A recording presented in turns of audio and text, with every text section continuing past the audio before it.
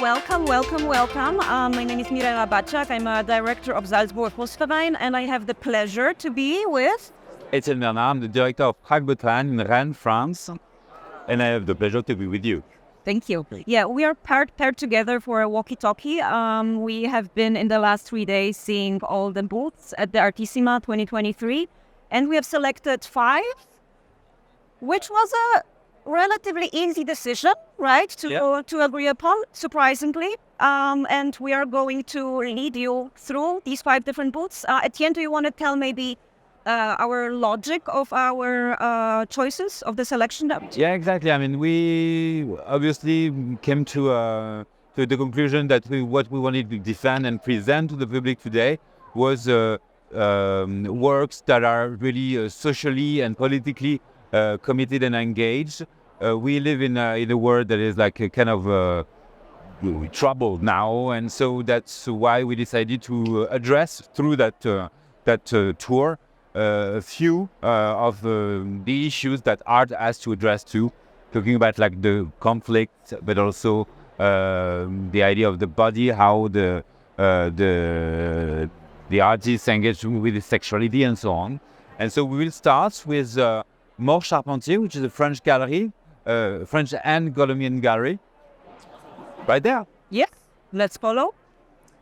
Yeah, I mean, maybe while we walk, I will just add to that, because as we were deciding, we both felt this need to, let's say, choose a particular positions that resonate with the time. And, it's November 4th, 2023, and I think we all know what is happening right now in the world. It's quite a challenging timing.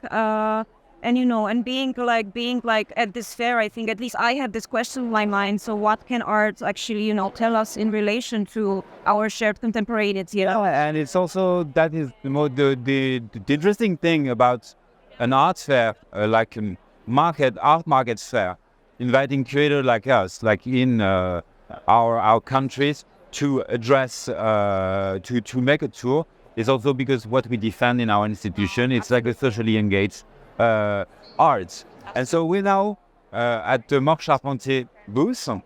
Let's introduce. Well, we have decided to show showcase this particular work of Lawrence Abu Hamdan. It's a work entitled Airport in Shoot, and it presents the polluted sky over Lebanon. Lawrence has been working in the region of the Middle East for many, many years. I think his whole practice is really devoted to, let's say, showcasing justice, also through the forensic method. And you can just, interrupt you. You can say also that the people of Torino knows him because he had a really important solo show at Fondazione Sandretto last year, actually during opening during Artistici 2022. Maybe you can say hi. Hi. Etienne. Hi, nice to meet you. Very nice to meet you. Thank you for taking the time. Yes. So we were mentioning with Mirella that we really like your booth and the way the gallery also is really working with extremely engaged artists within social and political discourse, Latin America, but not only. And actually, we wanted to start with Lawrence. Maybe you can just give us a little introduction about his work and that specific project. Yeah, let's get closer. So to summarize, Lawrence's work is very oriented around research about many things, but particularly sound, and how sound plays a strong role in the construction of contemporary history. So in this case, he took data from the Library of the United Nations, data regarding the flights of the Israeli army over Lebanon since 2006. So he with all that data, he used a software that transformed that into images. So the project consists of 15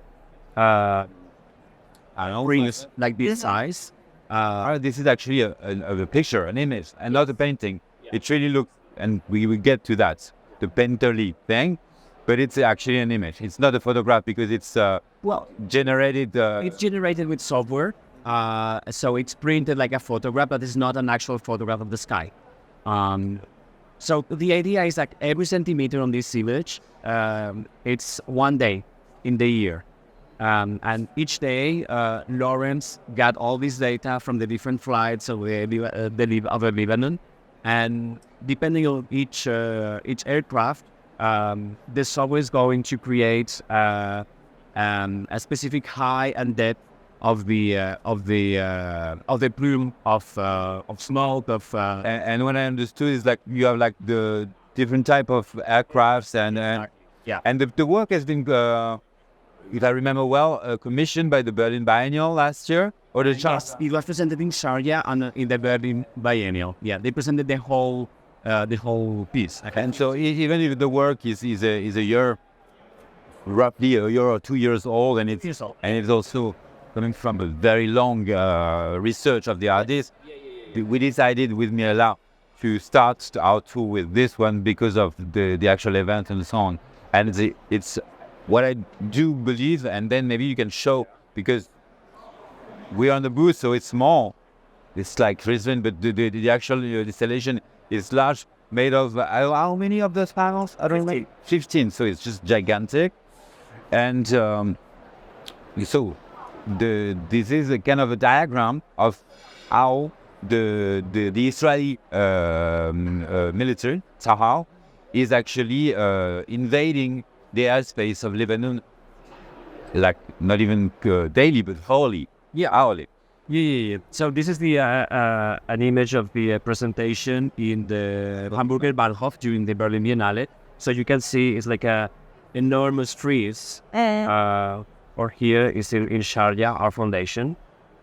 Here.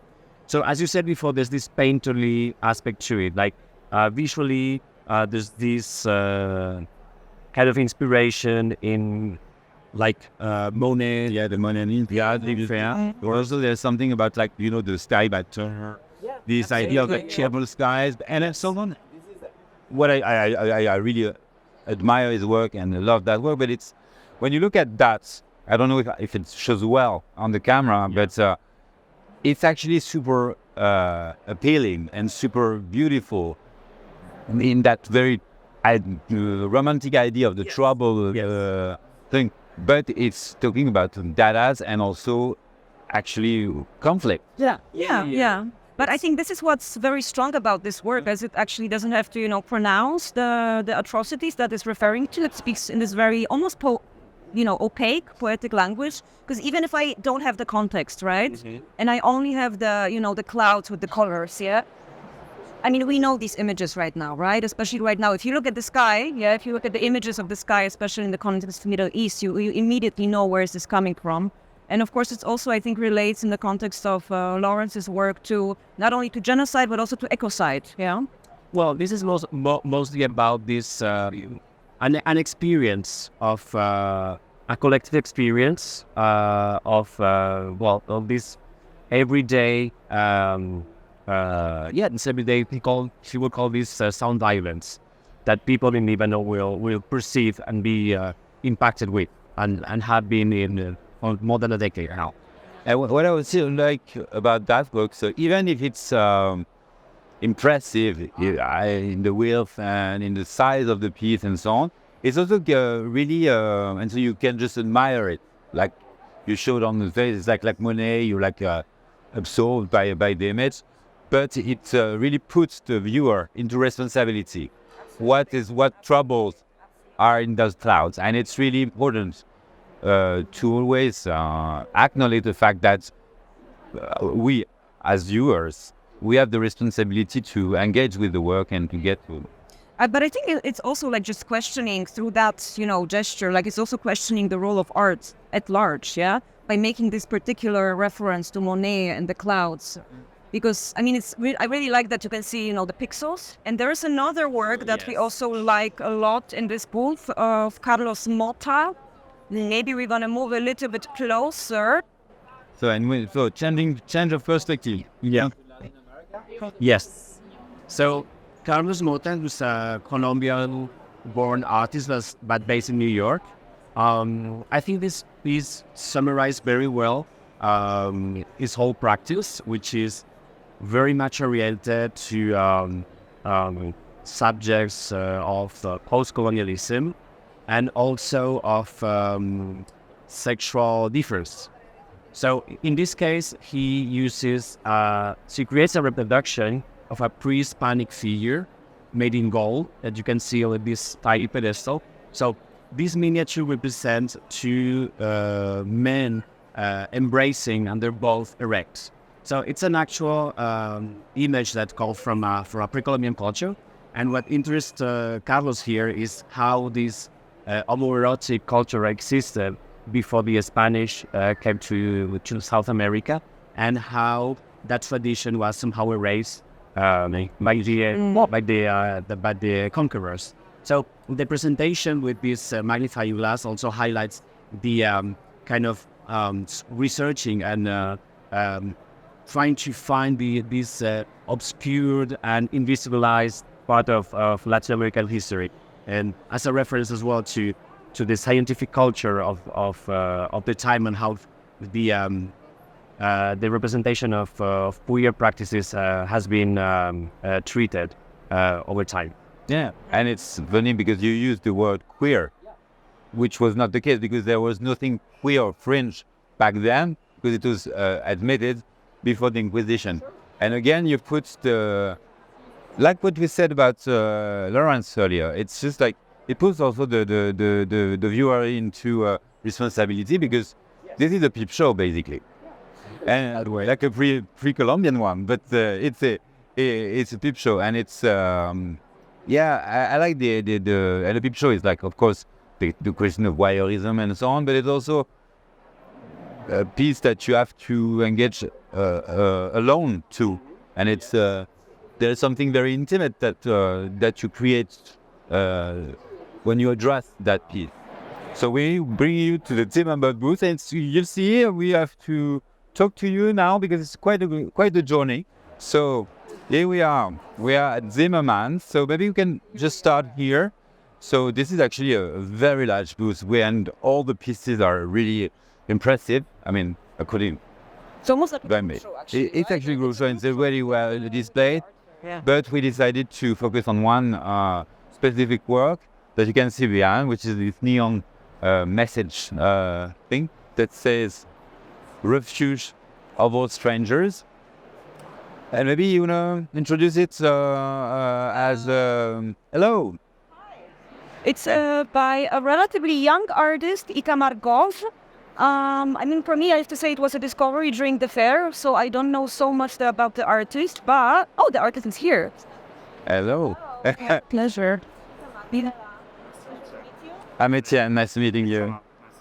We were saying, actually, we are coming from Mort Charpentier booth with this beautiful work by Laurence Avan. I don't know if you noticed, and we were trying to make this tour and addressing like social and political issues, and that we're coming from a very obviously dense work, but that is addressing those issues through a form of abstraction. When you, on the contrary, are like playing the billboard and the message like that, and that is what was one of the things that we wanted to discuss with you about. Yeah, so I can say very briefly maybe the background of it. So I spent a few months in Istanbul last year, and I was reading a bit about the history of the city and about the different periods and different civilizations, and I came across this very poetic recount of the conquest of Constantinople in the 13th century by a Byzantine historian and poet, and he writes some sort of like a love poem to his city that was conquered by the Crusaders. And he gives many different names to the city, like the sweetest of all cities, like the queen of all queens of all cities. And one of the names he's calling the city is the refuge of all strangers. Mm-hmm.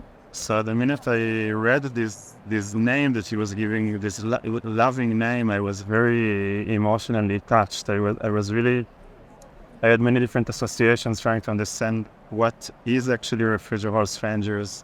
Can there be a refuge of all strangers? Maybe it's some sort of an idealization of something that only when you don't have it anymore, suddenly you start like making like your past perfect, like imagining what the place is only when it's gone. So this difficulty of something that is very sweet, that is very promising, that is very inviting of a refugee upon the strangers, and at the same time, the impossibility of a place to really be the refugee on strangers, or at least the impossibility of it to be absolutely refugee on strangers, or maybe it can be only temporarily a refuge, or maybe is it a country or a city, or maybe only a building can be. So with these thoughts, I had very associative ideas about these very shiny rooftop signs that are on hotels or next to highways, or that are still like shimmering in the night and are like serving as an orientation and also an invitation of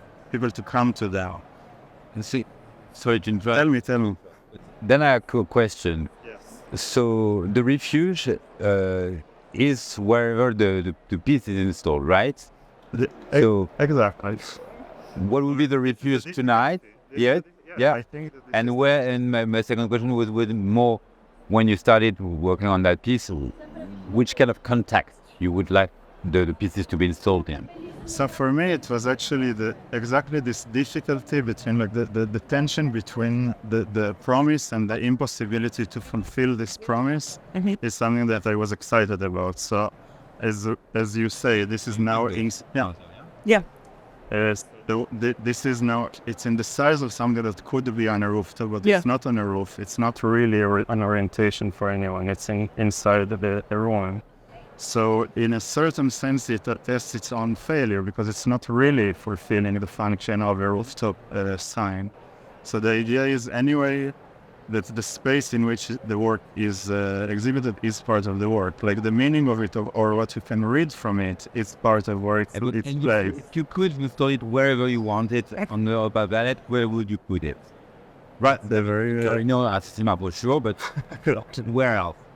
It's a good question. I think I'm like my very abstract imagination is some sort of a very big and dark space, maybe some sort of a ruin, even maybe something that really is a comforting because there is something very sweet, very positive, very like this bright yellow. It's a very welcoming sign. It's very sweet looking. But I like to think of it in contrast to the space in which it's presented. So I would say something that is the exact opposite of a refugee or strangers would be interesting for me. So to bring this two together. And who are the strangers today? They can be everyone. The strangers can be foreigners, they can be the outsiders, they can be whoever is not naturally fitting in, not naturally part of the hegemony, not the one setting the tone. It can be an individual, it can be a group of people. Yeah. I actually like the word choice, the strangers, right? Because I mean, there are different ways of relating to a stranger, and I think it, in the context of contemporary art, it's also about using the word others. It's used, the word stranger, which I think it's more blurred, right? It's blurring a little bit more this othering processes. Exactly. It's not the others. It's not the others, it's the strangers, which I think it's significant here. And also the hopefulness that it carries, because I think the light, the color, like it has this. For me, it has a very hopeful affect. I agree, Yeah. definitely. It should, or at least I imagine there's something very sweet that is very comforting. Actually, too. The promise is real. Yeah, the promise is but real. it's only a promise. It's not yet really. It needs to prove itself. And I also like the fact that we can enter the booth Yeah. by the back. I mean, we obviously came on the Wednesday, but it's just like, it's not trivial. I mean, I can't read it, and there's something... So also this, I have to say, it was important for me that it's not a sign that you put on the wall. It's a three-dimensional work. You can walk around it. It's a piece. It's a thing that you can imagine in many different places. It's an object. So as you say, you can come from behind.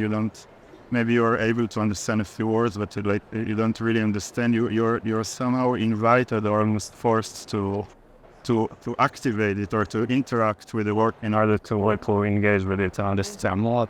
And now that I see it from here, that I really look at it from here, I saw it before, the refuge is also the light, because your neighbors as artists are into this light bubble that you created, and so you're nice with your fellow strangers. Definitely. Strangers have to be nice to each other. simpler said than done. Yeah. Yes. It's a practice. Thank you so much. Thank you. Yeah. Very nice. You're also to meet. Yes, very much. Thank you. Thanks. It's always nice to talk to the artist directly, right? Yeah. The word of the artist is always better. I mean, we love the curators and the gallerists. They wouldn't have jobs without artists, right? That's true. We're very, very dependent on the artists. I think now we're going to Import-Export, which is a very interesting gallery that I have been that I have on my radar since a while. And they're presenting this young Ukrainian painter, Masha Silchenko. Yeah, so guys, we're reaching you on our small tour. You know, we selected 5 booths, I think somewhat choosing artists or artistic positions that deal in one or another way with the question of violence, or violences, maybe I should say it in plural. And, you know, we were showing this young painter, Masha Silchenko, and I wanted that you could give us a little bit of an introduction, you know. I think it's a very strong position in terms of the form, but also the display, how the work is hung, and would be curious to hear a little bit more from you about the artists. So welcome to the booth of Import-Export. We are having here a solo presentation of Masha Silchenko. She is an artist just turned 30. She is from Odessa, from Ukraine. Masha Silchenko has been living in Paris since 2014. She studied at Beaux-Arts de Paris and also completed 1 year residency in Hamburg at the University of the Arts. This one is actually the halfway done painting. And first of all, of course, Masha decided to bleach this skeleton with the flower, and she wanted to cover it with the paint, but she decided to stop doing this painting because it's so powerful and so good. So it's just less is more, I think. Yeah. And it became very, very powerful, I would say, even like a math. She is using bleach Yes, she's as using, painting. yes, she's using bleach, and then sometimes she covers this bleach, which cannot be covered completely, as you can see on this painting. Nothing ever happened. Still,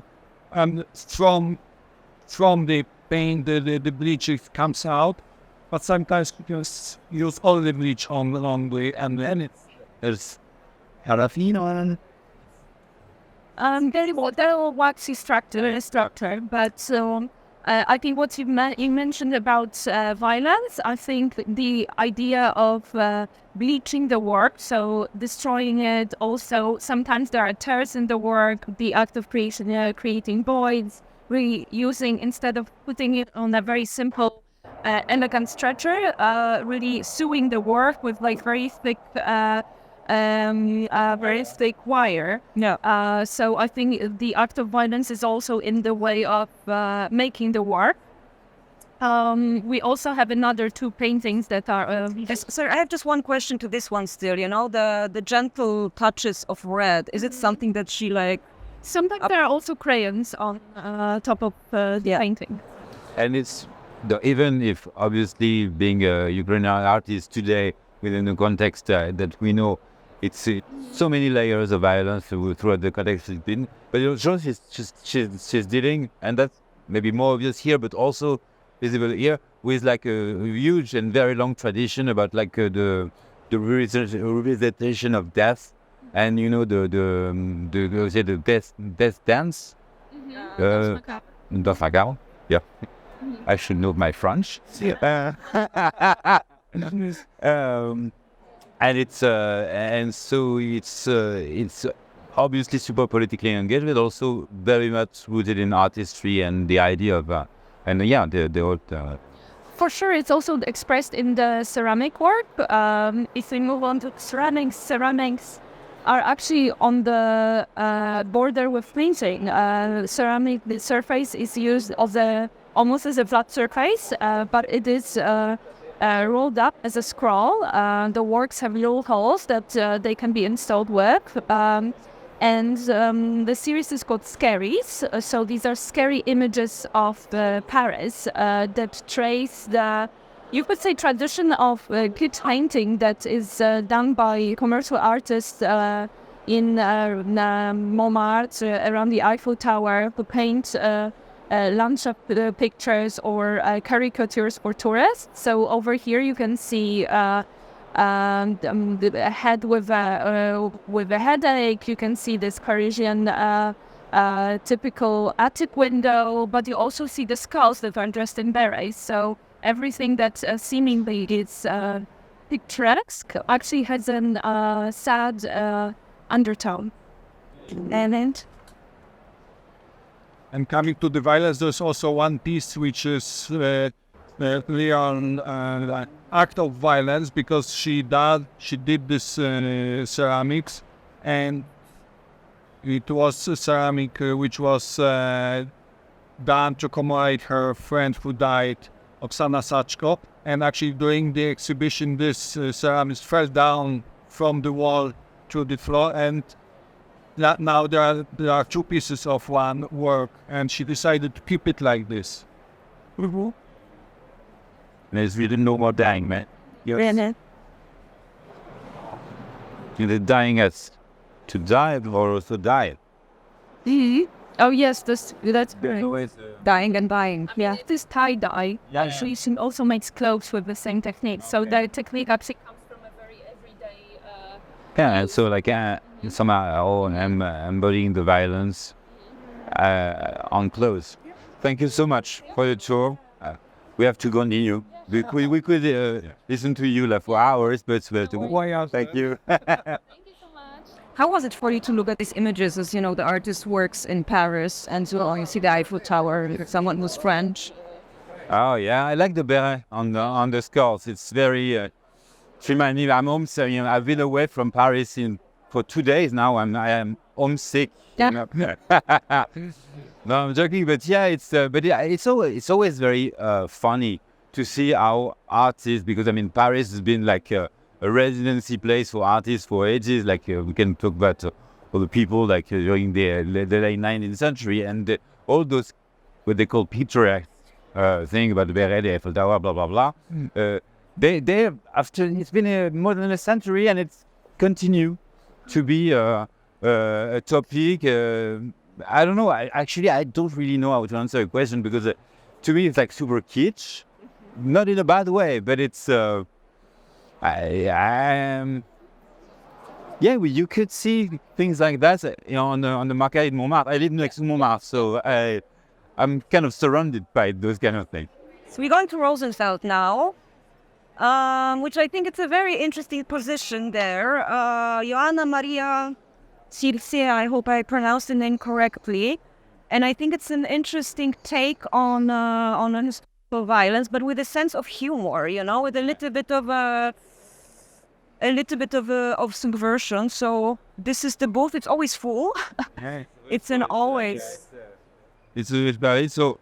Maybe we should say like we just left a Polish gallery with Ukrainian artists, and now we are in Romania. So we also thought about the tour in terms of geography. So we went from the Middle East to Southern America, and now the Central and Eastern Europe. And we will escape later, but you'll know. Hi, thank you so much for coming. Hi, everyone. So this year we decided to exhibit a young Romanian artist, and especially her perspective, on the end of communism in the late 80s. For example, we start from this booth, and we have Lake the bear who's welcoming us in the stand. Lake is the main protagonist of the show. We also have here a very famous image for all the Romanians, who is obviously Ceausescu and his wife, Elena, who are moments before they were executed. We need to know that Ceausescu was avid bear hunters. He killed more than 400 bears in his lifetime, and a record of 35 bears in only one day. He was obsessed with killing this bear because he was the biggest bear in Romania, and he wanted to beat the record of Tito, the dictator of Yugoslavia, just to show how strong he was. But the artist captured Ceausescu in his most fragile moment, because this is when the moments before the execution. very interesting is the event on when they show the wife Elena, and they see actually the golden watch. And after that, there was the shot, and they actually die. The fall of communism brought a lot of different consequences. One of the most important ones was obviously the women unemployment. As the artist is trying to say, the artist was a young Romanian artist. She was born in the 80s, and she actually lived all through this. This is a historical event, so this is all chronological. In this piece, this is nothing sexual about this piece. This is only a pile of women, woman over woman over woman, just to show how Romania is the biggest exporter of prostitutes in the world. In fact, 60% of European prostitutes are actually Romanian. Then, And it's close to this pile of exactly, so killed by Ceausescu. Yeah, the pile of bears obviously represents how a lot of the people in Romania were starving, while he had, as a hobby, he had the hobby to kill bears. It's a very luxurious hobby, as you see the gold underneath the skin of the bear. The other consequence was obviously corruption. So we see how politicians that were stayed in power sold all the Romanian resources, either natural resources or fabrics, to companies and other nations, and they were full of money. They got a lot of money. This work, for example, it's called, and suddenly there was money everywhere. You see a hierarchy as well in the women. You see women dressed in bronze. You see women dressed in silver who admire the one dressed in gold. So there's always this idea of chasing for the best, chasing for someone who's richer. Obviously, the bear is the metaphor for the men. And as we see here, we have a lady who's trying to win. It's a cash machine. The bear is the man who's trying to exploit the man and get money from him. Obviously, there's a play on word. It's your lucky day. Lucky is the name of the bear, of the biggest bear in Romania, killed by Ceausescu. Obviously, there is play on word between lucky and lucky day. Then we move to the more the corner of the booth, where the center of the booth, when we see a mixture of sacred and profane, we see the Virgin Mary, who's adored by the two prostitutes, two strippers, and then we see the crucifixion. Instead of having Jesus on the cross with the two teeth, we actually have a stripper on a pole, and the movement of the stripper actually creates a cross. Here we see all these adoring women. They're actually between praying and adoring the Virgin Mary. And there's a famous academy in Romania called the Twerk Academy, where they teach women how to twerk, but also how to exploit their sexuality to get what they want. And there's no man or representative of man. There's no man. The only man that we see is Ceausescu, and then the man is the bear. Yeah. In this case, they're just men. This only girls, because it's girls teaching girls how to exploit their sexuality. So you want to reach that objective, that's how you have to do it. So there is an academy called the Twerk Academy in Romania, and that's what they do. And one of the icons who actually were able to exploit her sexuality to reach her goal is her. She is the first women minister of the environment, and she's holding the skin of the bear in a shamanic way to get their powers. But also, since it's a men's world, she's trying to pretend to be a man. And it's just, this is what I have to do to survive in a men's world. And all these adoring women who are like, wow, you actually made it. You are the one who made it. Here we see the more dark side of prostitution, something very contemporary, because we see the history. This is also based to the story of Andrew Tate, famous influencer for toxic masculinity. And we see how there's a pimp who meets a girl, she falls in love with him, and then he kidnaps her and uses her for prostitution and exploits her. Then here we see the symbol of women emancipation. The man, it's not used anymore. It's reduced to a carpet, to being a carpet, and we see her drinking in champagne, with full of gold, full of gold accessories. Here, there's always the same question. This is the journey of a woman, of a certain journey of emancipation, and there's always the same question: who is in charge? Is the man, the bear, with the tongue out, excited, that's spending his money, or in charge is the woman who is having pleasure by receiving all this money? You can see from the mouth and from the fingers. So there's always this question: who's actually in charge between these? Then we finished the whole exhibition with the real icon of the show, who is Anne Nicole Smith.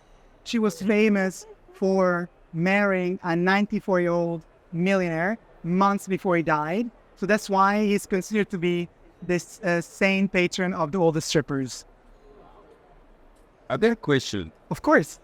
Those are pieces, or is that one piece? No, everything is sold individually. We wanted to do, we wanted to showcase the story in a chronological order, but all the pieces are sold individually. Good, the last time we see that like that. Yes, it's probably going to be the last time we see it. Yes, you have to come and film from here, because it's really like it's a chapel.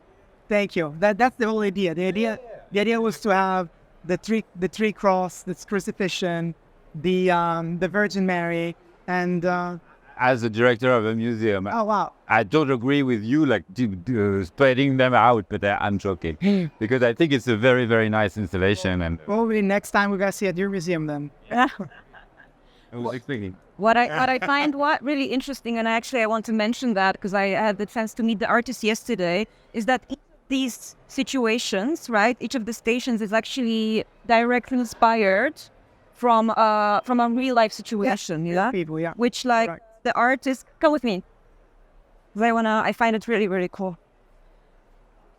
that the artist, showcases. So you can see here.